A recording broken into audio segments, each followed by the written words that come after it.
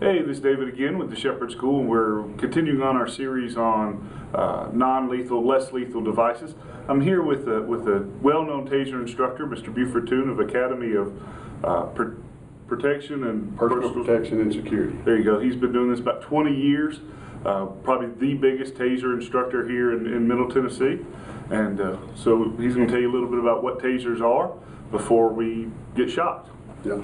Well, the misconception with tasers is everybody seems to think anything that has an electric spark on it is a taser, and it's not. Stun guns are in a completely different category. The voltage is something that's a big myth that people want to look at. Voltage means nothing but how fast electricity travels from point A to point B. That's the reason you see your towers out here going from one area to the other. It's got 3 million volts in it. That's how fast it goes from one to the other, and that's the reason you have to have the booster stations, because when it gets to one station, it has to boost it up to keep it going.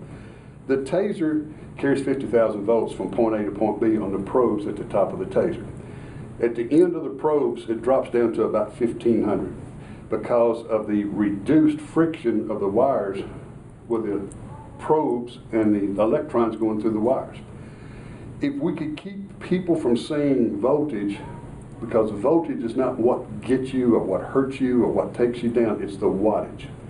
The tasers will run, depending on which style you get or which model, will run anywhere from 7 to 26 watts. Most people are getting the 18 to the 26 watts. Most law enforcement and security tasers are 26.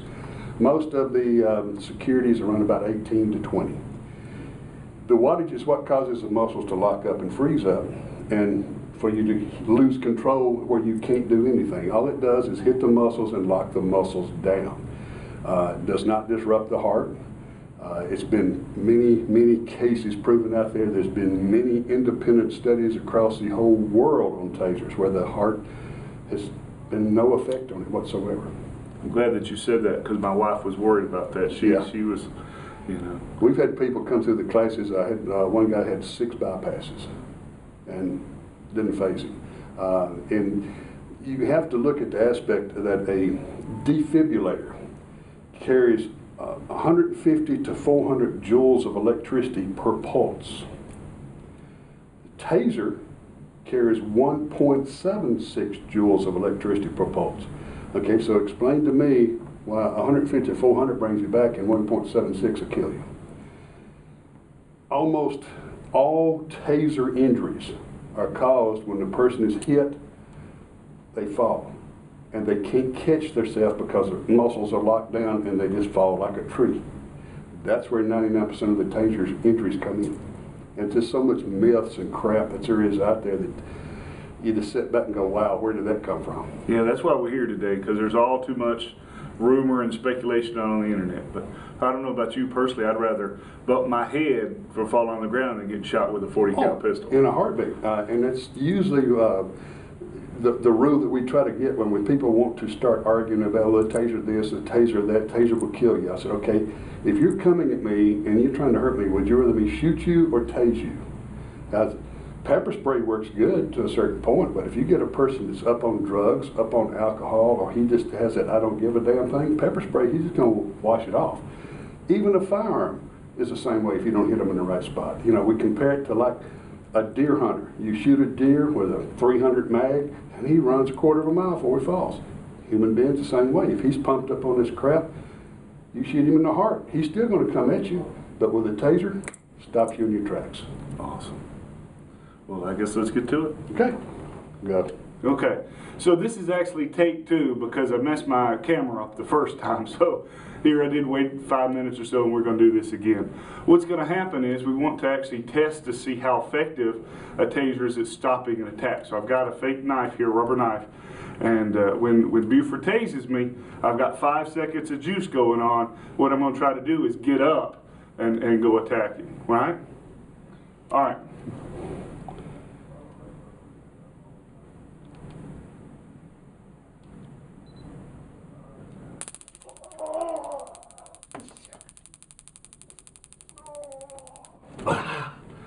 Whew. Oh, I try not to cuss too much, but I think that kind of brought the devil out of me. even after expecting it the second time, I've got a little bit of fogginess in the brain.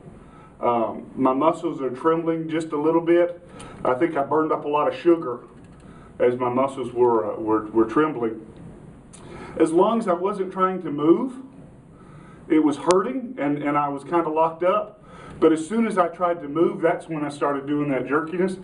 The first time I actually fell on my face. I had a little bit of use of my hands, but all my large muscle groups were basically frozen. They were constricted very rapidly. So, like I said, I've got a little bit of adrenaline going right now. My brain is a little foggy, but these things work. All right, so I'm sufficiently recovered that I can move around. I do think I have some burn marks from where I didn't get a firm contact. But now I want to talk about the law and how to get these things, you know, about how much they run. I've heard there's different models, some citizen models. And you've got the C2 model, which is a citizen's model, which kind of looks like I compare it to the phasers used on Star Trek. That's basically what they look like. They'll run around $400, things like that. You get them with a little training kit, but we do recommend to people that buy them is just look at that and then also take a class from a knowledgeable person that knows what they're talking about. The X26C model, which is a little bit upper than the C2, runs around 5 to 6, and then your X models run on up to 1,000 or more, depending on which one you want. The difference is that the C2 model, which is the citizens model, what they recommend that the women carry and stuff like this, is different from law enforcement. The pulses are a little slower. The difference is, big time, is the amount of time that you're giving it to the person. The C2 actually runs for 30 seconds. You pop in, you lay it down, you leave, you call the police, you get there, okay, he's gone, the taser's gone. You get a copy of the police report, you turn it into Taser, they replace it for you free of charge. The M models and the X26C models will run for 5 to 10 seconds, depending on which model you get. All law enforcement models run for 5 seconds only and shut off automatically. I don't know about y'all, but after riding it for 5 seconds, I wouldn't want to do a 30-second ride. I've took the 5 seconds several times, but I hesitate on the 30 one. So it's pretty nice that if you have a police report, then they'll go ahead and get you a new one. Correct. Yeah, so that's it's one of the best things. What they don't want people to do is to hit him and then stand there, and because as you can tell, the person can get up if he is on alcohol, and it just all it is incapacitating his muscles. After it shuts off, the guy can get up, and we don't. You know, he's now very thoroughly pissed. So they don't want some little 110-pound woman fighting somebody my size and your size after he's really pissed off now because you didn't put him down with a taser and embarrassed him. So that's the reason they say hit him and leave. Sounds good.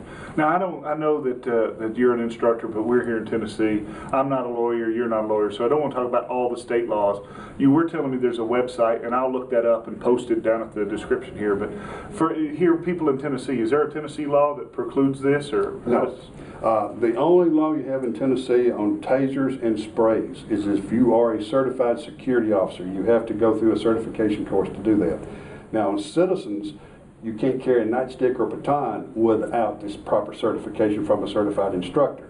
But in the state of Tennessee, with the batons and sprays, you're good. I mean, excuse me, with tasers and sprays, you're good. But you just have to be careful. Just like we were talking earlier, it's not necessarily state laws you got to look at. You got to look at the ordinances for different areas that you may be going into. Just because XYZ state allows you to carry the taser does not mean the city that you go into ordinance will allow you to carry it. So you got to look a little bit deeper, and that's on sprays and tasers and batons. You got to look at all that. Awesome, awesome. I think this is something good. I might have to get the wife.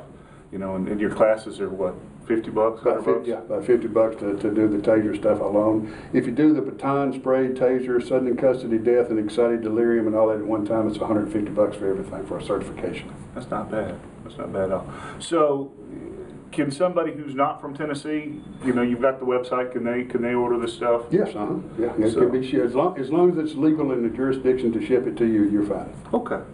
So we'll put a description here to apps training at the bottom. So if you want to look at a taser, because you're a certified taser dealer, right? Correct. So You know, I think I'm going to look into this because of all the stuff that we've tried, and we're going to do pepper spray here next. So far, this has been the thing that I think incapacitates the most. Oh, I love it. It works better than, in some cases, it even works better than a firearm. All right. Well, you've seen it. You know, it works. And I appreciate you watching. I hope this was useful. Until next time, you can always catch us online, www.tngun.com.